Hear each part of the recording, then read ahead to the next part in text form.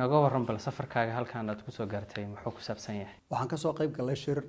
ka dhaxeeyay Soomaalida gaar ahaan finance-ka iyo intii la halmaasha maaliyadda iyo intii la halmaasha iyo IMF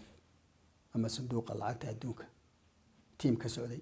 koox ka socotay marka kulankan golaha IMF ka la yeelateen ma kulankii ugu horeeyay miya mise horey baad marka u kulanteen in saddexdii biloodba mar la isku yimaado oo la isla eego geedi socodka wixii loogu talagalay bilihiina dhaafay halkeen marayna marka maxaa idin kaga baxay hadda maxaa rajo aad ka leedihiin soo u socda kulankiina maanta waa khamiis weeyaan jimcihii baanu nimi marka inta wada hadalaan ku jirnay waxaan isla qaadaa dhigeeni halkan maraynay halkan taaganahay bal hadayna wax naga siibteen naga sanbireexoonay inaan hore u socono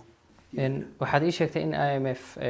ku qanacsan tahay beesha caalamkan ay ka warqabto sida ay wax u socdaan laakiin markaan eegno dalkii waxa ka jira musuqmaasuq dawladii dhaxdeeda gudaheedii waxa jira dad la xiray oo musuq lagu eedeeyay marka sideed wasaaradda ahaan waa maxay waxyaabaha aad ka qabatay badan factories fara badan baa wada socda ya oo aan aad ugu soo jeedno ku baraarugsanahay waan doonaynaa in wax laga qabto IMF ta iyo international community-na waa dareensan yihiin ya inaan ku baraarugsanahay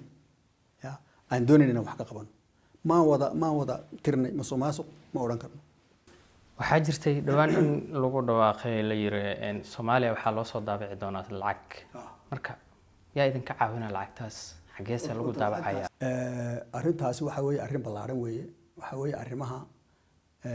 aan doonaynaa in IMF ama sanduuqa lacagta naga caawiyaan nagala shaqeeyaan ma santahay wasiir aad u